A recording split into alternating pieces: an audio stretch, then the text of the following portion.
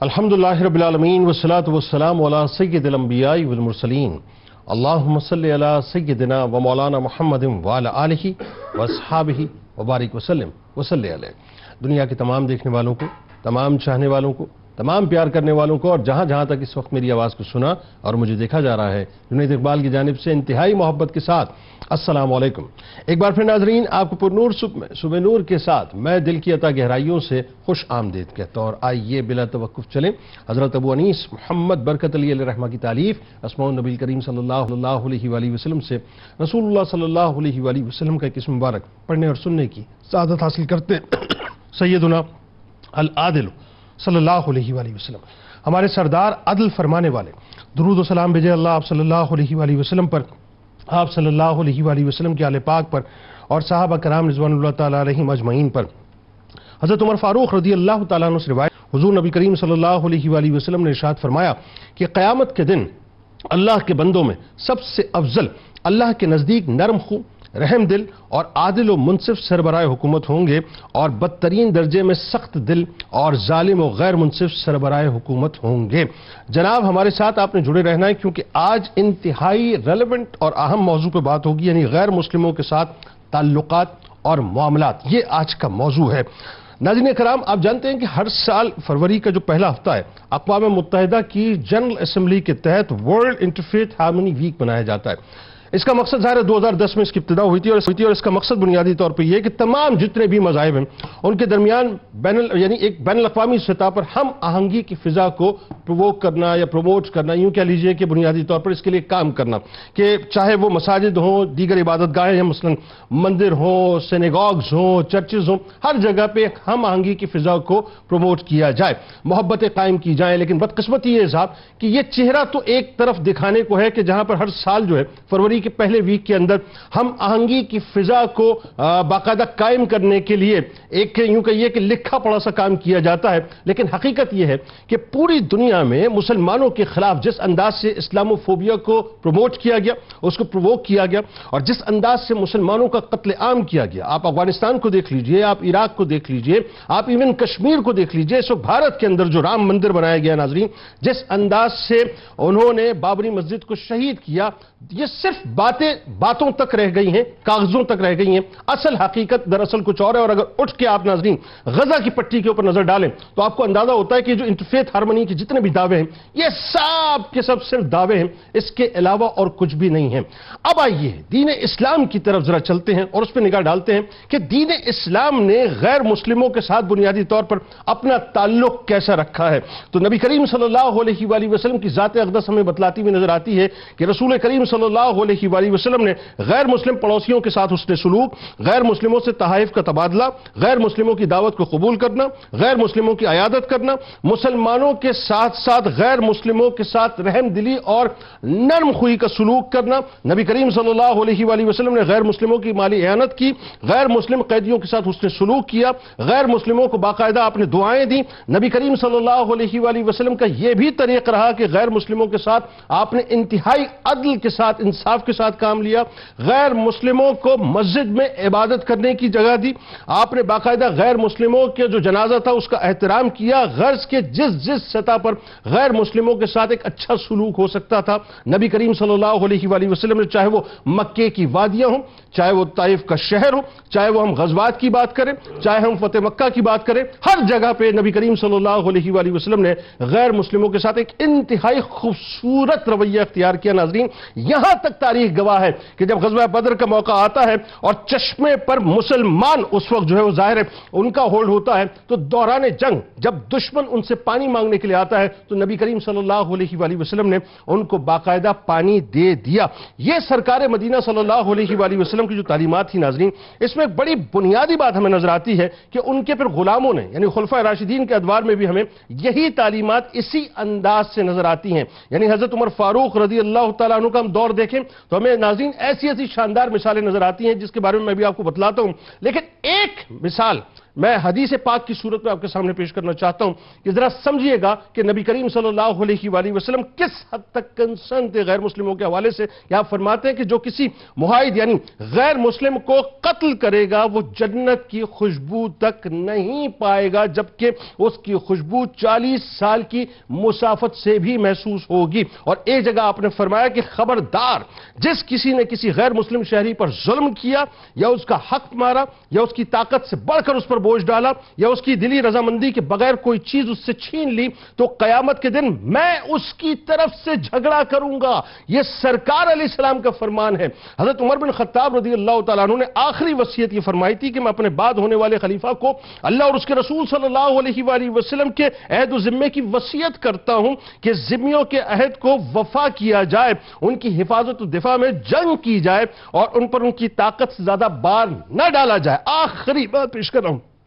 ایک دفعہ ناظرین گورنر مصر حضرت عمر بن العاص رضی اللہ تعالیٰ عنہ کے بیٹے نے ایک غیر مسلم کو ناحق سزا دے دی. خلیفہ وقت امیر المومنین حضرت عمر فاروق رضی اللہ تعالیٰ عنہ کو جب سینٹرل میں جو ہے باقاعدہ یہ اطلاع پہنچتی کیونکہ وفاق ظاہر ہے آپ کے پاس تھا تو آپ نے فوراً جو ہے ان کے بیٹے کو بلا لیا اور سر عام گورنر کے بیٹے کو ایک غیر مسلم مصری سے آپ نے سزا دلوائی. یعنی یہ بتلایا کہ غیر مسلم کے حقوق بھی اسی انداز سے ہمارے سامنے ہیں جس طرح سے ایک مسلمان کے حقوق ہیں. نتیجہ یہ نکلا کہ آپ نے ایک تاریخی جملہ وہاں پر فرمایا اور محققین کہتے ہیں کہ انقلاب فرانس کی جو جد و جہد ہے اس میں یہ جملہ جو ہے بنیادی طور پر ان کی بنیاد بنا کہ آپ نے گورنر سے یہ فرمایا کہ گورنر کے بیٹے سے آپ نے فرمایا کہ تم نے کب سے لوگوں کو اپنا غلام سمجھ لیا ہے حالانکہ ان کی ماؤں نے انہیں آزاد جنا ہے. ان کی عزت یعنی غیر مسلموں کی عزت، ان کی توقیر، ان کا مال، ان کی معیشت، ان کی سماجیات، ان کی معاشرت، ان کا مذہب، ہر ایک کی پروٹیکشن اسلامی ریاست کی باقاعدہ ذمہ داری ہے. آغاز کرتے ہیں. ہمارے ساتھ موجود ہیں یقیناً کسی تعارف کے محتاج نہیں. پہلی شخصیت ممتاز عالم دین جناب مفتی محمد اسحاق مدنی صاحب تشریف فرما ہیں.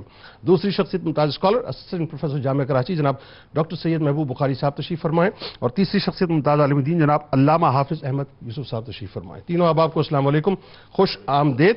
آغاز کرتے ہیں. سب سے پہلے تو آپ کو مدینہ پاک کی حاضری کی بہت بہت مبارکباد ماشاءاللہ، اور آپ سے گائے بغیر رابطہ رہا. اللہ تبارک و تعالیٰ مقبول بھی فرمائے ان حاضریوں کو اور آپ کے صدقے سے ہمیں بھی یہ شرف نصیب فرمائے.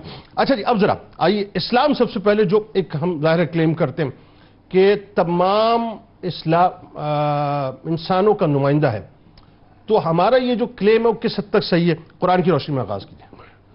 بسم اللہ الرحمن الرحیم. بہت شکریہ. دیکھیے کہ آج جس موضوع پر ہم بات کر رہے ہیں اس اعتبار سے کچھ پس منظر ہمیں جاننا ضروری ہے. وہ یہ ہے کہ جب میرے آقا صلی اللہ تعالیٰ علیہ وآلہ وسلم نے اعلان نبوت فرمایا اور اس معاشرے میں حضور صلی اللہ تعالیٰ علیہ وآلہ وسلم نے اپنی 40 سالہ زندگی گزارنے کے بعد جب لوگوں کو دعوت دی تو آپ کے سامنے چند طرح کے لوگ موجود تھے. ایک وہ لوگ تھے کہ جو اہل کتاب تھے، یہود و نصارہ، جو موسیٰ علیہ السلام عیسیٰ علیہ السلام کے ماننے والے یعنی الہامی مذاہب کے ماننے والے موجود تھے. اور کچھ لوگ آپ کے سامنے وہ تھے جو مشرکین تھے یعنی اللہ تبارک و تعالیٰ کی ذات کے ساتھ شرک کرنے والے تھے. تو قرآن پاک نے مشرکین کی مذمت بھی بیان فرمائی اور اہل کتاب میں جو خرابیاں ہو گئی تھیں ان کی بھی قرآن پاک نے وضاحت فرمایا اور ان کی باتوں کو بیان بھی فرمایا. اب میرے آقا صلی اللہ تعالیٰ علیہ وآلہ وسلم نے اسلام کی دعوت دینی ہے، دین کی دعوت دینی ہے، تو نبی پاک علیہ الصلوۃ والسلام کے سامنے دونوں طبقات موجود ہیں. تو اس وقت نبی مکرم علیہ الصلوۃ والسلام نے اسلام کی نمائندگی کرتے ہوئے یا اسلام کی دعوت دیتے ہوئے صرف اور صرف دو باتیں بیان فرمائی. ایک تو مشرکین کا رد فرمایا قرآن پاک میں جو مکی صورتیں اگر آپ پڑھ لیں. دوسرا یہ کہ اہل کتاب کے جن کا تعلق مذہب سے کچھ نہ کچھ تھا ان کو نبی پاک علیہ الصلوۃ والسلام نے اولن جو بات ان سے کی وہ کیا بات کی؟ فرمایا قل یا اہل الکتاب تعالوا الی کلمۃ سواء بیننا وبینکم. اہل کتاب سب سے پہلے تم اس طرف آ جاؤ. ٹھیک، یعنی جو ہمارے درمیان چیزیں متفقون علیہ ہیں ان چیزوں پر سب سے پہلے آ جاتے ہیں، جو کامن چیزیں ہیں، جو ہماری یکساں چیزیں ہیں، مشترکات ہیں، آئیے ان پر بات کر لیتے ہیں. سب سے پہلے تو اولاً نبی پاک علیہ الصلوۃ والسلام نے ان تک اس پیغام کو پہنچایا. ایک تو یہ بات. دوسری یہ بات کہ نبی پاک علیہ الصلوۃ والسلام نے اوورآل جب دعوت دی ہے تو قولوا لا الہ الا اللہ تفلحوا، تمام لوگوں کو اللہ تبارک و تعالیٰ کے دین کی دعوت دی. اچھا، اب جب دین کی دعوت دی ہے تو ظاہر ہے کہ کچھ لوگ ایسے ہیں جو قبول کرنے والے، کچھ لوگ جو رد کرنے والے. اب دونوں باتوں کو آپ پیش نظر اگر رکھیں گے تو آپ کو اندازہ ہو جائے گا کہ میرے آقا صلی اللہ تعالیٰ علیہ وآلہ وسلم نے اس دعوت دین کے کام میں سختی نہیں فرمائی. حضور صلی اللہ تعالیٰ علیہ وآلہ وسلم نے اکراہ و جبر کا معاملہ نہیں فرمایا. لا اکراہ فی الدین، اور دین میں جبر ہے بھی نہیں، کیونکہ جب تک دل تصدیق نہیں کرے گا زبان کی تصدیق اس کی کافی نہیں رہے گی جب تک کہ دل جو ہے وہ تصدیق نہ کرے. اب جب ان تمام باتوں کو ہم دیکھتے ہیں تو اللہ تبارک و تعالی نے اپنے پیارے محبوب صلی اللہ تعالیٰ علیہ وآلہ وسلم کے بارے میں فرمایا قل یا ایھا الناس انی رسول اللہ الیکم جمیعا.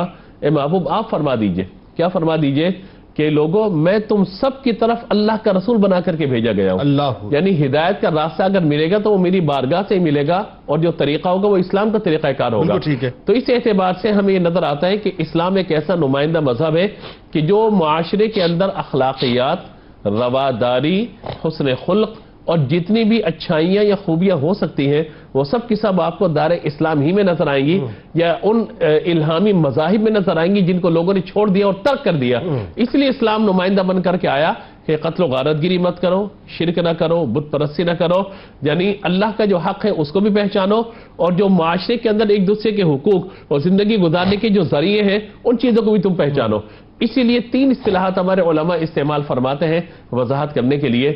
ایک چیز تو ہے کہ جس کو کہا جاتا ہے کہ غیر مسلموں سے قلبی محبت، یعنی ان کی عبادت گاہوں سے محبت کرنا یا ان کے جو شعار ہیں ان سے محبت کرنا، اور میں اس کی تو ممانعت کی جائے گی قطعی طور پہ. ممانعت اور قرآن پاک کی آیت اس پر شاہد ہے کہ ان کی جو مذہبی رسومات ہیں ان سے محبت نہیں کی جائے گی. لفظ محبت استعمال کرو. ایک یہ ہے کہ رواداری کے اعتبار سے آپ اپنی معاشرت کو گزارنے کے لیے سماج کو سامنے رکھتے ہوئے سماجی یا معاشرتی رویے بہتر رکھنے کے لیے ان چیزوں کی طرف اگر آپ جاتے ہیں تو مشروط اس کی علماء نے پھر اجازت عطا فرمائی ہے. وہ بھی مشروط ہے، وہی مشروط اجازت ہے اس کی، یعنی کلیت اجازت نہیں ہے. تیسری ہے مدارات، یعنی اگر کوئی غیر مسلم بیمار ہے آپ اس کا علاج کروانا چاہتے ہیں بالکل انسانیت کے ناطے علاج کروائیے. کسی کو مدد کی ضرورت ہے آپ اس کی مدد کروانا چاہتے ہیں وہ بھی کروائیے. تو یہ سب چیزیں معاشرت کو چلانے کے لیے اور سماجی رویے کو بہتر رکھنے کے لیے بہت زیادہ ضروری ہے. لیکن اگر آپ مثال کے طور پہ ووٹ کی غرض سے ان کی جا کے رسومات میں شامل ہو جائیں اور رسومات ادا کرنا شروع کر دیں. کہ ایک چیز یہ ہے کہ ووٹ مانگنا، الیکشن کا دور ہے تو میں بات کر لیتا ہوں. ووٹ مانگنا، اسی لیے میں نے سوال کیا. آپ مسیح برادری کے پاس جاتے ہیں، آپ ہندو برادری کے پاس جاتے ہیں، ان سے کہتے ہیں ہمیں سپورٹ کرو بھائی، ہمارے ملک میں رہتے ہیں، ووٹ ہمیں دو. اوکے، یہ بالکل درست ہوگا آپ کے لیے. لیکن اگر وہاں پہ جا کر ارتھی اتارنا شروع کر دیں آپ، یا مطلب اس طرح کی ان کی مذہبی جو خاص ان کی مذہبی رسومات ہیں، یعنی جانا شروع کر دیں، بت کے سامنے سجدہ کرنا شروع کر دیں یا ٹیک لگانا شروع کر دیں، یہ جو مذہبی شعار ہے جس کو کہا جاتا ہے کہ پیشانی پہ ایک وہ نشان ٹائپ کا لگانا، اگر یہ سب چیزیں ہیں تو پھر ظاہر ہے کہ یہ پھر اسلام کے آگے چلی جائیں گی. تو یہ مدارات ایک الگ چیز ہے، موالات ایک الگ چیز ہے، اور ان کے رنگ میں رنگ جانا ایک الگ چیز ہے. ان چیزوں کو پیش نظر رکھتے ہوئے اسلام ایک بالکل نمائندہ دین ہے جو تمام لوگوں کو ساتھ دے کر کے چلنا چاہتا ہے، لیکن ہر ایک کا ایک حد بندی ہے اور اس حد بندی کو پیش نظر رکھنا ضروری ہو. بالکل ٹھیک. اچھا اب آئیے ذرا بڑی زبردست ایک رچاؤ کے ساتھ تو تمیز آ گئی. اب ذرا کیٹیگوریکل ہم بات کر لیتے ہیں اس فریم کے اندر کی جو غیر مسلموں کا فریم ہے کہ اسلام بنیادی طور پہ غیر مسلموں سے جو ایک تعلق ہے اس کے بارے میں خاص طور پہ قرآن کی روشنی میں ہمیں کیا بتلاتا ہے، کیا رہنمائی کرتا ہے. تھوڑا سا انہوں نے حوالہ دیا علامہ صاحب نے، میں چاہتا ہوں اس بات کو ذرا آپ ڈیٹیل کھولیں تھوڑا قرآن کی روشنی میں. بسم اللہ الرحمن الرحیم. اللہ رب العزت نے جو ابتدائی قرآنی آیات نازل فرمائی حضور اکرم صلی اللہ تعالی علیہ وسلم کے قلب اطہر پر، وہ ہیں اقرا باسم ربک الذی خلق، اور پھر آگے کی 4 آیات. جنیدی اگر ان پر غور کیا جائے تو یہاں کہیں پر بھی اس بات کا اظہار نہیں ہوا کہ حضور اکرم صلی اللہ تعالی علیہ وسلم اس کا ابلاغ فرمائیں گے. لیکن ہم یہ جانتے ہیں کہ جب آپ غار حرا سے تشریف لائے تو آپ نے نہ صرف اس کا اظہار کیا بلکہ اس نعمت کو، اس پیغام حق کو، اس اساس خیر کو شیئر کیا. اس سے جو بات سمجھ میں آتی ہے وہ یہ آتی ہے کہ اگر آپ کو خیر کا علم ہے، اگر آپ حق جانتے ہیں تو یہ ہماری اخلاقی ذمہ داری بھی بن جاتی ہے کہ ہم اس حق کو اور صداقت کو عام لوگوں تک پہنچائیں. ٹھیک ہے. اس کے بعد حضور اکرم صلی اللہ تعالی علیہ وسلم کو باقاعدہ حکم ہوا کہ آپ اس پیغام کو عام کریں. ٹھیک ہے. تو اس سے ہمیں یہ پتہ چلا کہ ایک تو امپلیسٹ حکم ہے اور دوسرا ایکسپلیسٹ حکم ہے کہ اس کی دعوت پھیلائی جائے. لیکن اس کے ساتھ ساتھ اس بات کا بھی قرآن کریم نے اظہار کیا کہ ان علیک الا البلاغ، کہ آپ کا کام ہے، آپ کی ذمہ داریوں میں یہ ذمہ داری ہے کہ اس دعوت کو لوگوں تک پہنچایا جائے. ٹھیک ہے. لا اکراہ فی الدین، لیکن جبرن کسی پر دین مسلط نہیں ہو سکتا. ٹھیک ہے. ان تمام باتوں سے ہمیں جو بات سمجھ میں آتی ہے اصول کے طور پر وہ یہ ہے کہ ایک تو ہمارا دینی فریضہ ہو گیا. بالکل ٹھیک. لیکن اگر فرض کریں کہ اس دینی فریضے کو ہم اوپر سے دیکھیں اور یہ دیکھیں کہ کیا اس کی کوئی لاجک ہے کہ اب اپنے پیغام کو لوگوں تک پہنچائیں، تو اس کی لاجک تو انسانی فطرت ہے کہ اگر مجھے حق اور سچ پتہ ہے اور میں یہ جانتا ہوں کہ میرے سامنے والا شخص کسی گمراہی کی طرف جا رہا ہے، تو میں اخلاقی ذمہ داری سمجھتے ہوئے اس کو حق کا پیغام دوں گا. اب اگر میں حق کا پیغام دینا فطری ہو گیا تو دائرہ اسلام میں بھی اس کا حکم ہو گیا کہ آپ نے خیر کا پیغام دینا ہے. لیکن کیا میں اس پر مسلط کر سکتا ہوں؟ تو اللہ رب العزت نے وضاحت سے بیان فرما دیا کہ آپ مسلط نہیں کر سکتے. پیغام پہنچائیے، اس کا نتیجہ اللہ رب العزت کے اوپر ہے. ٹھیک. اب اس سے ایک قدم ہم آگے آتے ہیں. حضور اکرم صلی اللہ تعالی علیہ وسلم نے جس طرح کا معاشرہ بنایا، ٹھیک ہے، اور قرآن کریم کی آیات اس کے اوپر ہمیں اشارہ کرتی ہیں اور وضاحت سے بیان کرتی ہیں. مثال کے طور پر ایک یہ ہے وَلْيَحْكُمْ أَهْلُ الْإِنْجِيلِ بِمَا أَنزَلَ اللَّهُ فِيهِ، کہ آپ ان کے درمیان مقدموں کا فیصلہ کیجئے. فیصلہ کیجئے اہل انجیل کے درمیان انجیل ہی کے مطابق، یعنی جو اللہ رب العزت نے پیغامات نازل فرمائے ان کے مطابق. یعنی آپ کو حکم بنایا گیا. اس سے ہمیں یہ پتہ چلا کہ اگر وہ معاشرت میں غیر مسلم موجود ہیں تو اسلامی معاشرے کا بنیادی اصول یہ ہے کہ ان کے معاملات میں حکم ان کی اپنی کتاب ہوگی. اسی کے ساتھ ساتھ آپ مزید اس سے آگے آئیے اور اس پر غور کیجئے اور یہ دیکھیے کہ حضور اکرم صلی اللہ تعالی علیہ وسلم نے ایک بار جب غزوہ بدر ہوا تو غزوہ بدر میں جب کفار کو شکست ہوئی، جب وہ واپس گئے تو انہوں نے یہ چاہا کہ اہل نجاشی یعنی حبشہ کے اندر جو مسلمان موجود ہیں انہیں واپس مکہ لایا جائے. حضور اکرم صلی اللہ تعالی علیہ وسلم نے عمرو ابن امیہ الدمری کو وہاں بھیجا. ٹھیک ہے. اب آپ غور کیجئے کہ یہ اس وقت اسلام قبول نہیں کیا تھا اور ان کو سفارت کاری کے لیے بھیجا. اس کا مطلب یہ ہوا کہ اس اسلامی معاشرت میں نہایت نازک معاملہ ہے کہ مسلمانوں کا دفاع ضرورت ہے. تو اس کی نیگوسیشن کے لیے حضور اکرم صلی اللہ تعالی علیہ وسلم کس پر ٹرسٹ کر رہے ہیں؟ اس وقت ابھی اسلام آپ نے قبول نہیں کیا ہے. پھر ایک قدم اور آگے ہم آتے ہیں اور یہ دیکھتے ہیں کہ یعنی کہ ایک قدم ہم اور آگے آتے ہیں اور یہ دیکھنے کی کوشش کرتے ہیں کہ خلفائے راشدین کے دور کے اندر بھی یہی اسپرٹ رہی. ہم آگے اس کے اوپر غور کریں گے. لیکن آپ دیکھیے کہ اتنا خوبصورت انتظام مسلمانوں نے رکھا کہ عیسائی خود اپنے حکمرانوں سے یہ کہتے تھے ہمیں آپ جیسے حکمران نہیں چاہیے، مسلمان چاہیے. بلکہ 634 کے بعد ایک رپورٹ عیسائی نے یہ کی اپنے کسی دوسرے عیسائی کے ساتھ کہ ہمارے اوپر ایک ایسے حکمران آئے ہیں جو نہ صرف ہمارا خیال رکھتے ہیں، ہماری حفاظت کرتے ہیں، بلکہ فنڈنگ کرتے ہیں ہمارے اداروں کی. بالکل ٹھیک. ڈاکٹر صاحب اس میں میں چاہتا ہوں اگلے اسپیل میں ذرا وقت چونکہ سمٹ گیا، اگلے اسپیل میں مزید تھوڑا آپ سے گفتگو کریں. وہ جو آپ حوالہ دے رہے ہیں نا وہ بیسکلی جب رومن امپائر کے خلاف مسلمان جب نکلے تو حضرت ابو عبیدہ بن جراح رضی اللہ تعالیٰ عنہ جو کہ امیر شام بنائے گئے تھے اس وقت، ظاہر آپ سے پسلار تھے، تو جس وقت آپ نے مطلب ظاہر ہے وہ شام فتح کر لیا تھا تو وہاں جو عیسائی تھے ان سے آپ نے جب جزیہ لیا اور پھر آپ کو پتہ چلا کہ رومنز نے جو ہے دوبارہ حملہ کرنا ہے تو آپ وہاں جگہ چھوڑ کے جا رہے تھے، تو جو آپ نے جزیہ لیا تھا ان کو لوٹایا یہ کہہ کے کہ ہم چونکہ اب لڑنے کے لیے جا رہے ہیں لہذا ہم یہ جزیہ اپنے پاس نہیں رکھیں گے. اس وجہ سے جو ہے عیسائیوں نے عیسائیوں کے خلاف جو ہے وہ آپ کے حق میں یہ صدا بلند کی کہ ہم چاہتے ہیں کہ آپ ہمارے حکمران بنے، ہم آپ کے لیے دعا کرتے ہیں. بلکہ جنید میں ایک چیز اور کے اضافہ کر دوں یہاں پر، آپ یہ دیکھیے کہ اتنا اہم حکم تھا اور اتنا اہم انداز تھا مسلمانوں کا کہ مسلمانوں میں جب انٹرنل وارز ہوئی اور جب برانگیختہ کیا قیصر روم نے مسلمانوں کو کہ آپ اندر سے انتشار لے کر آئے ہم باہر سے حملہ کریں گے، تو انہوں نے کبھی اس بات کا اندیہ نہ دیا بلکہ مسلمانوں کے ساتھ ہوئے. اور تاریخ اس بات پر شاہد ہے کہ جو غیر مسلم لوگ تھے اسلامی ریاست کے اندر انہوں نے سپورٹ کیا مسلمانوں کو اور یہ ان کے کردار کی اعلیٰ مثال ہے. بالکل ٹھیک. اس پہ مزید گفتگو کرتے ہیں. اب ذرا آئیے تھوڑا سا اور بات کو آگے بڑھاتے ہیں اس اعتبار سے کہ سرور دو جہاں صلی اللہ علیہ وآلہ وسلم کی احادیث اس حوالے سے بڑا کیٹیگوریکل ہے.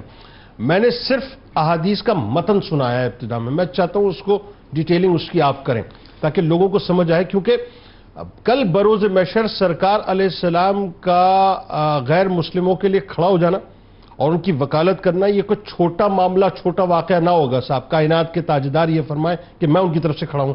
تو اگر کسی نے زیادتی کی ہے غیر مسلم کے ساتھ تو شریعت اس حوالے سے کیا کہتی ہے، فرمائیے. بسم اللہ الرحمن الرحیم. اللہ تبارک و تعالی نے قرآن پاک میں ارشاد فرمایا، قل یا ایھا الناس انی رسول اللہ الیکم جمیعا، کہ اے محبوب فرما دیجئے کہ اے انسانوں میں تم سب کی طرف نبی اور رسول بنا کر بھیجا گیا ہوں. جنید بھائی، نبی کریم علیہ الصلوۃ والسلام کی رسالت کی خصوصیت ہے کہ آپ کسی مخصوص قوم کے لیے، مخصوص وقت کے لیے، خاص زمانے کے لیے نہیں بلکہ تا قیامت اور تمام انسانوں کے لیے آپ نبی اور رسول بنا کر 100% بھیجے گئے. بالکل. اسی لیے نبی کریم علیہ الصلوۃ والسلام نے ایک عالمی تہذیب کی بنیاد رکھی واہ. کہ جہاں پہ رنگ، نسل، ذات پات کی تقسیم اور تفریق نہیں تھی. بالکل. یعنی حضور علیہ الصلوۃ والسلام سے ہم پہلے اگر جائیں تو یہ وہ معاشرہ ہے کہ جہاں رومنز ہیں اور اس سے پہلے یونانیوں کا دور ہے، جہاں ارسطو نامی فلسفی بیٹھا ہے اور وہ یہ کہتا ہے کہ خدا نے غیر یونانیوں کی تخلیق اسی لیے کی ہے تاکہ وہ یونانیوں کی خدمت کرے. اور پھر آپ دیکھیں کہ رومنز یہ کہہ رہے ہیں کہ جی رومن الگ ہیں، غیر رومن الگ ہیں. اور پھر آپ دیکھیں کہ ہندو برہمن کا ایک کانسیپٹ لے کر بیٹھے ہوئے ہیں. اور پھر آج کا ویسٹ جو یہودیوں کو دیکھیں نا، وہ جنٹائل کہتے ہیں آپ کے. جی جی بالکل. اور پھر آج کا ویسٹ آپ دیکھیں جو ایکویلٹی کا دعوے دار ہے، جو ایکویلٹی کی بات کرتا ہے، لیکن آپ یہ دیکھیں کہ یہ کیسی منافقت ہے، کیسے دو رنگ ہیں کہ ایکویلٹی کی بات کرتا ہے اور ویٹو پاور خود لے کے بیٹھا ہوا ہے اور تمام دنیا کے فیصلوں کو اپنی ویٹو پاور کے تھرو جو ہے وہ ریجیکٹ کر دیتا ہے. مطلب اس لمحہ موجود میں پوری دنیا میں انٹرفیتھ ہارمونی کا ویک بنایا جا رہا ہے جنرل اسمبلی کے تحت، اور مسلمانوں کے ساتھ کیا ہو رہا ہے، یہ ان کی انٹرفیتھ ہارمونی. ایگزیکٹلی بالکل وہی بات ہے. اور یہ آپ دیکھیں نا کہ ایک طرف یہ معاملہ ہے اور ایک طرف خطبہ حجۃ الوداع ہے کہ جہاں نبی کریم علیہ الصلوۃ والسلام نے ذات پاک رنگ نسل کو مٹا دیا اور سب کو جو ہے وہ ایک صف میں کھڑا کر دیا. تو بتانے کا مقصد یہ ہے کہ حضور علیہ السلام نے ایک عالمی تہذیب کی بنیاد رکھی اور اس عالمی تہذیب میں یہ وسعت اور یہ گنجائش ہے کہ جس طرح اسلام مسلمانوں کے حقوق کو پروٹیکٹ کرتا ہے بالکل اسی طرح غیر مسلموں کے حقوق کو بھی پروٹیکٹ کرتا ہے. اور پھر اس کی مثالیں ہمیں نبی کریم علیہ الصلوۃ والسلام کی سیرت مبارکہ میں جا بجا نظر آتی ہیں. آپ دیکھیں کہ ایک یہودی اور ایک منافق، ان دونوں کے درمیان زمین کے معاملے میں تنازع ہو جاتا ہے، جھگڑا ہو جاتا ہے اور پھر وہ نبی کریم علیہ الصلوۃ والسلام کے پاس فیصلہ کروانے آتے ہیں. اب منافق دل ہی دل میں خوش ہو رہا ہے کہ میں نبی کریم علیہ السلام کے پاس آیا ہوں تو چونکہ میں ان کے سرکل کا ہوں تو حضور علیہ السلام یقیناً میرے حق میں جو ہے وہ فیصلہ فرمائیں گے. لیکن جب نبی کریم علیہ السلام نے دونوں کی بات سنی تو منافق جو تھا وہ زیادتی کر رہا تھا، ظلم کر رہا تھا، تو نبی کریم علیہ الصلوۃ والسلام نے یہودی کے حق میں فیصلہ سنا دیا. تو آپ دیکھیں کہ کس طرح نبی کریم علیہ السلام نے بطور ریاست کے سربراہ کے طور پر آپ نے ایک غیر مسلم کے حق کو جو ہے وہ آپ نے پروٹیکٹ کیا اور اس کے حق کو آپ نے جو ہے وہ تحفظ فراہم کیا. اچھا پھر آپ دیکھیں کہ خیبر کا جو موقع ہے، نبی کریم علیہ الصلوۃ والسلام خیبر کے لیے جو تشریف لے گئے وہ بالکل اچانک تشریف لے گئے ہیں. جب آپ خیبر پہنچے ہیں تو آپ بھی کتابوں میں پڑھتے ہیں کہ وہاں کے لوگ پریشان ہو گئے کہ یہ کیا ہو گیا اور پھر وہ قلعوں کی طرف بھاگے اور دروازے بند ہو گئے. اور اس دوران ایک غلام زادہ وہ باہر پھر رہا تھا، بکریاں چرا رہا تھا. اس نے جب دیکھا کہ مسلمان آئے ہیں، وہ نبی کریم علیہ الصلوۃ والسلام کی خدمت میں حاضر ہوا اور عرض کی کہ آپ جو ہے وہ کس چیز کی دعوت لے کر آئے ہیں، کیا پیغام دیتے ہیں. تو نبی کریم علیہ الصلوۃ والسلام نے اسے جو ہے وہ اسلام کی دعوت پیش کی تو اس نے اسلام قبول کر لیا. اور پھر اس کے ساتھ بکریاں تھیں تو نبی کریم علیہ السلام نے پوچھا کس کی بکریاں ہیں، تو اس نے بتایا یہ تو جو ہے وہ میرے مالک کی بکریاں ہیں، وہ قلعے کے اندر ہیں. تو نبی کریم علیہ الصلوۃ والسلام نے فرمایا کہ ان بکریوں کو لوٹا دو. یعنی آپ دیکھیں کہ جنگ کا معاملہ ہے لیکن ابھی چونکہ جنگ شروع نہیں ہوئی، ابھی وہ کاروائی شروع نہیں ہوئی، ابھی وہ مال غنیمت نہیں لیا جا سکتا. تو نبی کریم علیہ السلام نے کس طرح انصاف سے فیصلہ فرمایا. ابھی تو آپ ان کے حاکم ایک طرح سے نہیں بنے، ان سے کوئی معاہدہ نہیں ہوا، لیکن چونکہ ان بکریوں پہ اس غیر مسلم کا، اس یہودی کا حق تھا تو اس کا حق نہ مارا جائے. نبی کریم علیہ السلام نے اسی لیے ان بکریوں کو جو ہے وہ واپس بھیجا. تو یہ نبی کریم علیہ الصلوۃ والسلام کا بطور ریاست کے سربراہ کے طور پر غیر مسلموں کے ساتھ ساتھ جو ہے وہ آپ علیہ الصلوۃ والسلام کا معاملہ تھا. اور پھر ہم دیکھتے ہیں آپ نے شروع میں ایک حدیث بیان کی, حضور علیہ السلام فرما رہے جو کسی معاہد کو قتل کرے گا تو وہ قیامت کے دن جنت کی خوشبو تک نہیں سونگے گا, جبکہ کتنی طویل مسافت سے جنت کی خوشبو جو ہے وہ سونگی جا سکتی ہوگی. پڑوسیوں کے حوالے سے نبی کریم علیہ الصلوۃ والسلام نے جو حقوق بیان کیے تو اس کی تفسیر میں علماء نے یہ بیان کیا کہ یہاں مسلم اور غیر مسلم کی تخصیص ہے. اور ایک آخری بات, حضور علیہ الصلوۃ والسلام کی حدیث, حضور علیہ السلام فرماتے ہیں دعوت المظلوم وَإِن كَانَ كَافِرًا فَإِنَّهُ لَيْسَ دُونَهَا حجاب, کہ مظلوم کی پکار سے بچو اگرچہ وہ کافر ہو, کیونکہ مظلوم کی پکار میں اللہ اور اس کے درمیان کوئی حجاب نہیں ہوتا. ناظرین ہمارے ساتھ جڑے رہیے. آپ یہ دیکھیے کہ رحمت للعالمین کی رحمت آپ دیکھیے, بنیاد یہ رحمت ہی ہے نا, اور کیا ہے کہ وہ مسلمانوں پر ہے تو وہ کافروں پر بھی ہے. یعنی یہ سرکار مدینہ صلی اللہ علیہ وآلہ وسلم نے ہمیں سمجھایا ہے. ایک یہودی کا جنازہ, اب یہودی تو آج بنیادی طور پہ خاص طور پہ جو زائنسٹ ہیں وہ تو مسلمانوں کے ساتھ جو کر رہے ہیں ان کو کیا تمیز کہ ان کے اوپر کتنے احسانات میرے نبی کریم صلی اللہ علیہ وآلہ وسلم نے فرمائے. کہ ایک یہودی کا جنازہ گزرا ہے, سرکار علیہ السلام تشریف فرمائے, آپ کھڑے ہو گئے.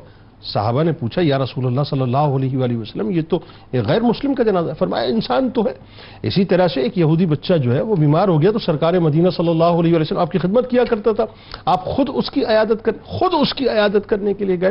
پھر میثاق مدینہ صاحب آپ دیکھ لیجئے نا, نجران کے جو عیسائیوں کے ساتھ آپ نے معاہدہ کیا, آپ ان تمام معاہدات کو اٹھا لیجئے. قائد اعظم محمد علی جناح رحمۃ اللہ علیہ کی 11 اگست 1947 کی جو تقریر ہے کہ آپ اپنی مساجد میں جائیے, سینیگاگز میں جائیے, آپ اپنے مندروں میں جائیے, ٹیمپلز میں جائیے, مطلب آپ آزاد ہیں, تو وہ کیا ہے؟ وہ بیسیکلی پرتاؤ ہے میثاق مدینہ صلی اللہ علیہ وآلہ وسلم, یعنی میثاق مدینہ کا, کہ سرکار مدینہ صلی اللہ علیہ وسلم نے جس انداز سے ان کے ساتھ معاہدہ کیا وہ آج بھی اسی انداز سے ہم مسلمان جو ہے سمجھتے ہیں, اور ہمارا یہ یقین ہے اور ہمیشہ رہے گا کہ وہ قائم و دائم ہے. سرکار کی بارگاہ میں درود پاک, ان کی آل کی بارگاہ میں درود پاک پیش کیجئے. لوٹ کے آپ کو ایک بڑی امپورٹنٹ بات بتلاتے ہیں کہ صرف سرکار نہیں بلکہ خلفائے راشدین کے ادوار میں جس انداز سے غیر مسلموں کے ساتھ سلوک کیا گیا, اور پھر پاکستان کی بھی بات کریں گے کہ پاکستان میں ہمیں کیا رویہ اختیار کرنا چاہیے. درود پاک پیش کیجئے.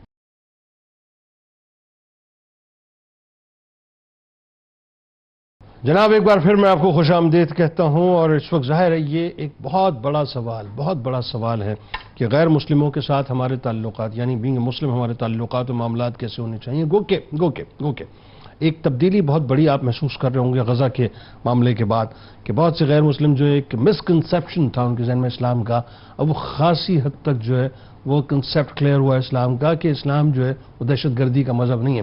اور بہت سی طاقتیں جو کہ اسرائیل کی صورت میں, ہندوستان کی صورت میں اب وہ ایکسپوز ہو گئی ہیں. یہ جو ابھی انہوں نے حال ہی میں جو رام مندر کا ادگھاٹن کیا ہے, تو یہ ادگھاٹن بیسیکلی انہوں نے رام مندر کا نہیں کیا ہے, ایکچولی جو اپنی انتہا پسندی ہے نا, یوں کہیے کہ اس کا ادگھاٹن انہوں نے باقاعدہ کر دیا ہے دنیا کے سامنے کہ یہ انتہا پسند لوگ ہیں, مسلمان انتہا پسند نہیں. اچھا اب ذرا یہ بتلائیے, جو ایک اہم سوال ہے وہ یہ ہے صاحب کہ غیر مسلموں کے ساتھ برتاؤ, یہ معاملہ سرکار مدینہ صلی اللہ علیہ وآلہ وسلم کی مکی زندگی کو آپ اٹھا لیں, مدنی زندگی کو اٹھا لیں, ظاہری طور پہ پردہ فرمانے تک بہت شفاف نظر آتا ہے کہ آپ نے کیا ان کے ساتھ معاملہ رکھا. یہی انداز جب ہم خلفائے راشدین کے ادوار میں آتے ہیں تو بدرجہ اولا میں نظر آتا ہے. میں چاہتا ہوں ذرا خلفائے راشدین کی چیدہ مثالیں جو ہیں وہ بتائیں ذرا. بسم اللہ الرحمن الرحیم.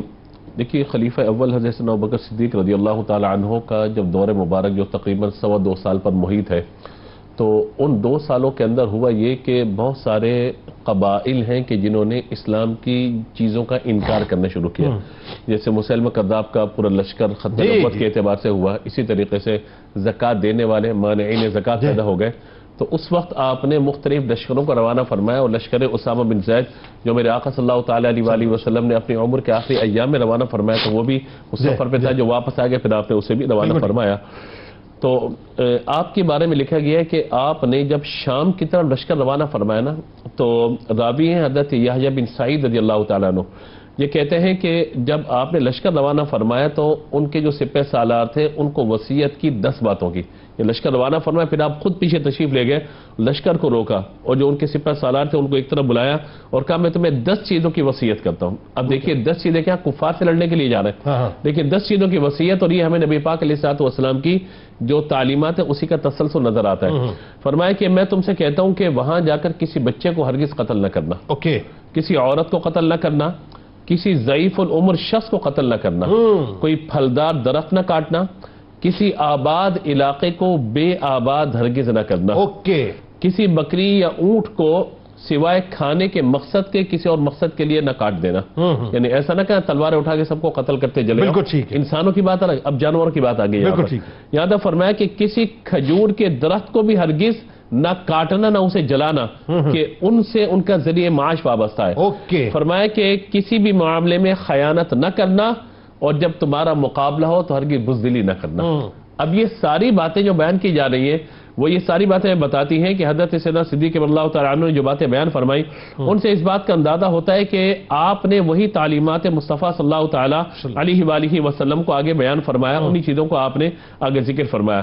حضرت عمر فاروق اعظم رضی اللہ تعالیٰ کا دور مبارک ہے، آپ مدینے کی گلیوں میں جا رہے ہیں تو آپ نے کیا دیکھا کہ ایک شخص بوڑھا مدینے کی گلیوں کے اندر بھیک مانگ رہا ہے، ایسے ہی آپ نے اسے پکڑا، کہا کہ عمر کے ہوتے ہوئے مدینے کی گلی میں تو بھیک مانگتا ہے، اور وہ یہودی تھا اور وہ غیر مسلم تھا، بعد نصرانی لکھا، بعد جو ہے مطلب یہودی لکھا۔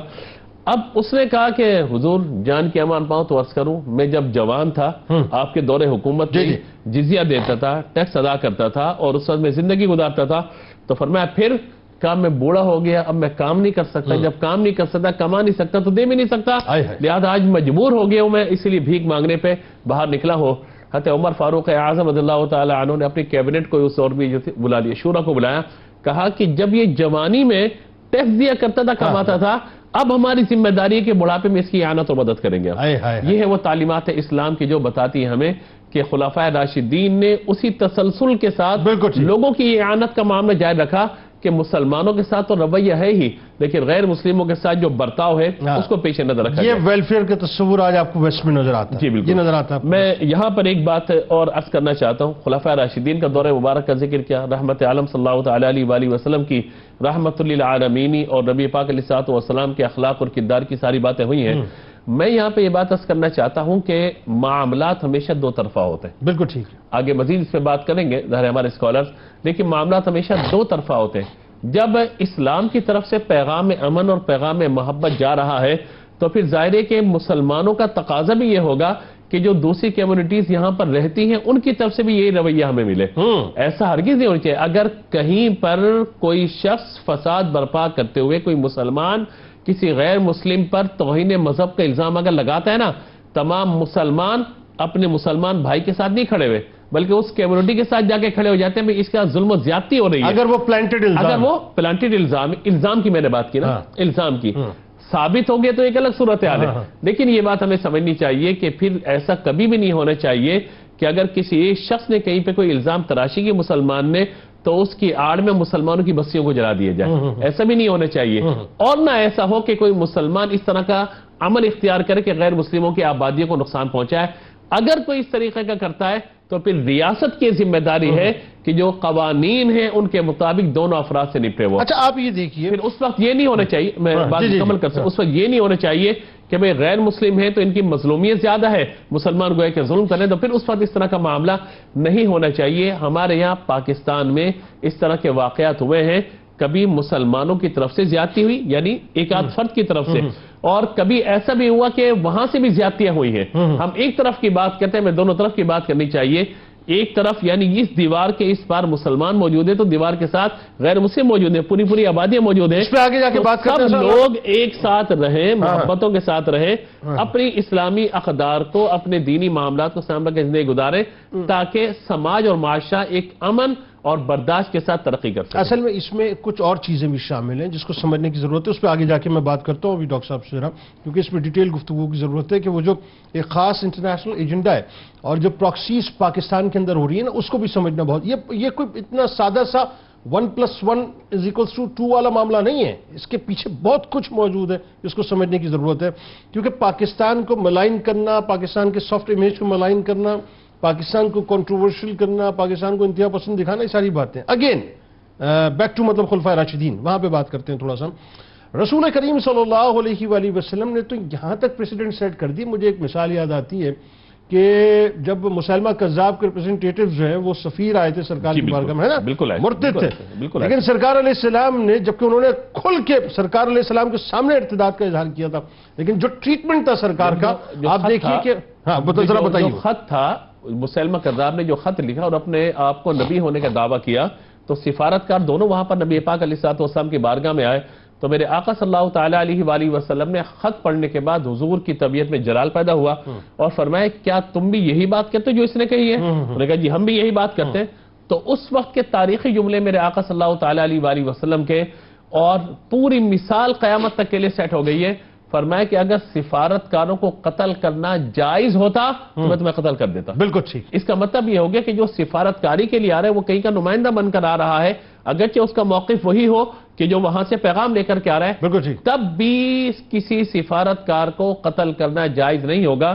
میرے آقا صلی اللہ تعالیٰ علیہ وآلہ وسلم جو تعلیمات عطا فرمائی ہیں اس کے اعتبار سے فقہاء نے لکھا ہے کہ قتل نفس الانسان من اعظم الکبائر، یہ انسان کی بات کسی بھی انسان کو قتل کرنا انسانی جان کو گناہ کبیرہ ہے، اور اسی لیے آپ سورہ مائدہ کے اندر اگر آپ دیکھ لیں گے تو ومن احیا فکانما احیا الناس جميعا، ایک جان کو بچانا پوری انسانیت کو بچانا ہے، اور ایک کو قتل کر دینا پوری انسانیت کو قتل کرنا ہے۔ اچھا، جو معاہدات سرکار علیہ السلام نے اپنی ظاہری حیات طیبہ میں، چاہے وہ میثاق مدینہ کی صورت میں کیے یا نجران کے جو عیسائی آئے تھے ان کا ڈیلیگیشن آیا تھا، بلکہ اس میں تو آپ دیکھیے مثال وہ جو سرکار علیہ السلام نے مسجد نبوی میں ان کو باقاعدہ عبادت کی اجازت دے دی، ان معاہدات کو منوعاً خلفائے راشدین نے ٹو کیا، اس میں کہیں ترمیم یا کمی بیشی تو نہ کی نا؟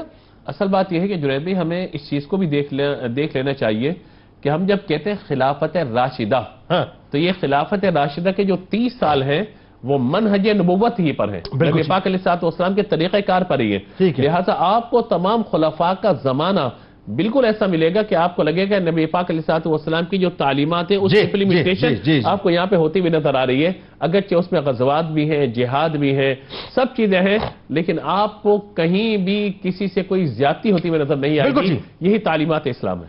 اور آپ دیکھیے جو بات آپ صدیق اکبر رضی اللہ تعالیٰ عنہ کا آپ نے جو حوالہ دیا ڈاکٹر صاحب کہ لشکر کو روانہ کرنے سے پہلے جو آپ ایک کنڈکٹ پورا بتاتے تھے، یعنی جنگ کے آداب، آپ دیکھیں کیسے جنگ کے کوئی آداب نہیں ہوتے، وہ ہے نا کہ everything is fair in love and war, وہ ویسٹ کا ایک جملہ ہے نا، تو جنگ کے کوئی آداب نہیں ہوتے، لیکن ہمارے یہاں جنگ کے بھی آداب ہوتے ہیں، کیونکہ سرکار علیہ السلام نے جنگ کے آداب بتلائے، اور وہاں اس وقت بتلائے کہ کسی غیر مسلم کا موصلہ نہ کرنا، اس کو باندھ کر نہ مارنا، وہی خلفائے راشدین کے ادوار میں ہمیں چاہے صدیق اکبر کا دور ہو، چاہے عمر فاروق رضی اللہ تعالیٰ عنہ کا دور ہو، چاہے عثمان بن عفان رضی اللہ، چاہے مولا کائنات کا دور ہو۔ اب آئیے، میرا ماننا یہ ہے پرسنلی، اور maybe I am wrong, میری تصحیح کیجئے گا، وہ جو میثاق مدینہ کا جو ڈاکومنٹ ہے، میں تو مانتا ہوں صاحب کہ تا قیامت وہ زندہ ڈاکومنٹ ہے، ہم اس نگاہ سے دیکھیں کہ سرکار نے ایگریمنٹ کیا، اور جس طرح سے سرکار علیہ السلام نے نجران کی عیسائیوں کو باقاعدہ امان دی، مطلب یہ ہمارا فرض ہے کہ ہم رہتی دنیا تک سرکار علیہ السلام کے اس قول کو اور اس کمٹمنٹ کو جو ہے بینگ امتی جو ہے پورا کریں۔ تو پاکستان میں بسنے والے غیر مسلموں کے ساتھ ہم مسلمانوں کا کیا رویہ ہونا چاہیے؟ اب آئیے ذرا پاکستان کی بات کرتے ہیں۔ بسم اللہ الرحمن الرحیم۔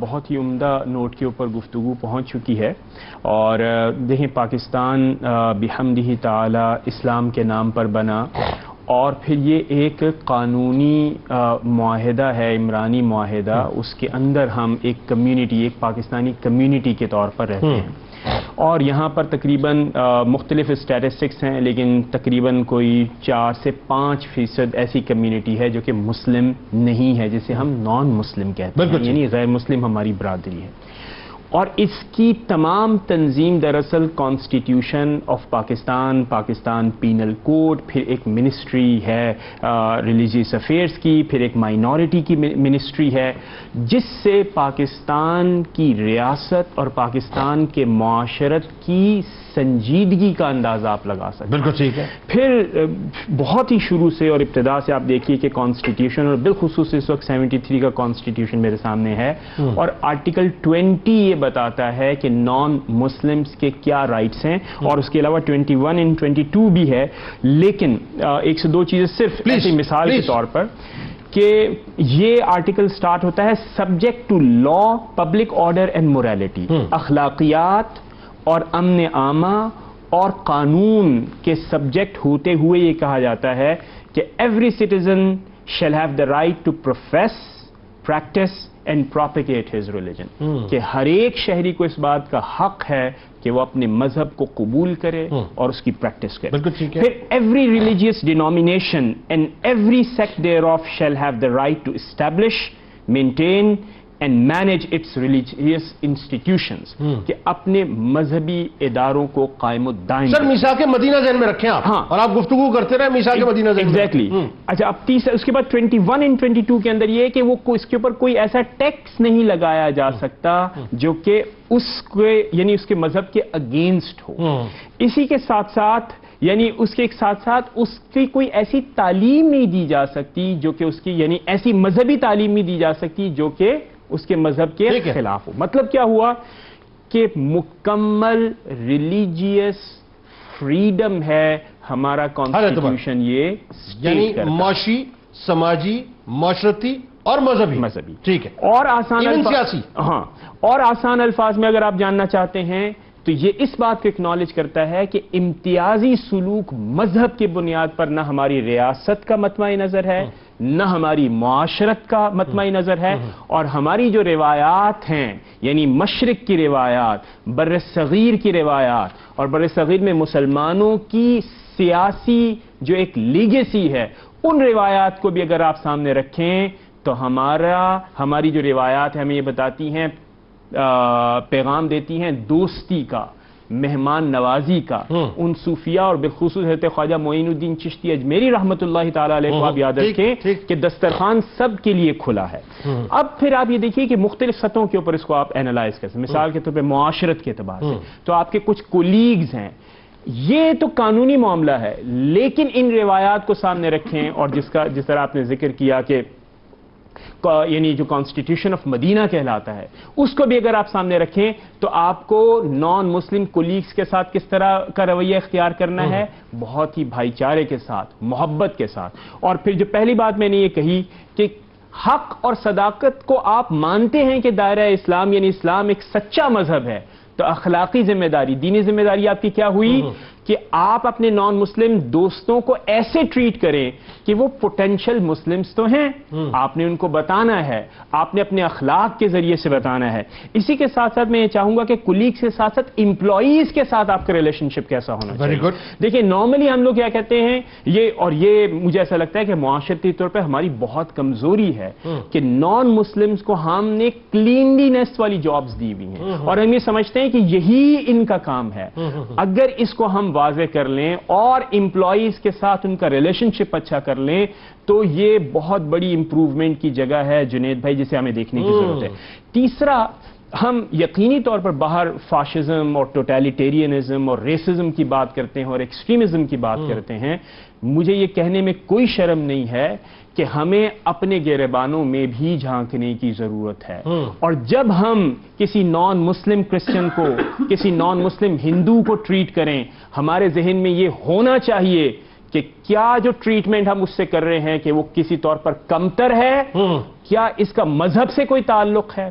اور پھر اسی کے ساتھ ساتھ میں یہ بھی کہوں گا کہ وہ الزام تراشیاں جن کا ذکر آپ کر رہے ہیں, وہ انٹرنیشنل ایجنڈا جس میں اسلام کو ہر چیز کے اندر گھسیٹا جاتا ہے, تو تاریخ بھی اس بات پر شاہد ہے, مسلم روایات بھی ہماری اس بات پر شاہد ہیں, اسلام اس طرح کی کوئی تعلیم نہیں دیتا. بالکل ٹھیک ہے. اب اگر فرض کریں کوئی بندہ, کوئی یعنی مثال کے طور پر پاکستانی شہری ہی ہو, لیکن وہ یعنی ایول انٹینشن کے ساتھ اگر کسی نان مسلم کو مس ٹریٹ کرتا ہے تو یہ ہم سب پاکستانیوں کی ذمہ داری ہے کہ ہمیں اسے قانون کے دائرے میں لا کر قرار واقعی اس کے ساتھ ٹریٹمنٹ کرنا چاہیے, اور ایسا ہوتا ہے. میں آپ کو بتاؤں, دیکھیں میرا تو ماننا یہ, بات آگے بڑھاتے ہیں حافظ صاحب, کہ میرا تو ماننا یہ ہے کہ ایک تو نان مسلمز ہیں, جتنا ہم نے بلڈ دیا ہے اس پاکستان کے لیے ہم ان کو کہیں بھی پیچھے نہیں سمجھتے, اتنا ہی خون ان کا بھی اس پاکستان کے لیے شامل ہے, اپنا انہوں نے پورا پارٹ پلے کیا ہے. اور اگین وہی بات کہ قائد اعظم محمد علی جناح رحمۃ اللہ علیہ تو 11 اگست 1947 کی بات فرما رہے ہیں, میرے سرکار نے تو کمٹمنٹ 1450 برس پہلے کی تھی نا، تو اصل تو وہ کمٹمنٹ ہے جو ہم پوری کر رہے ہیں جو سرکار نے کی تھی اور ہمیں تا قیامت کرنی ہے، اصل بات یہ۔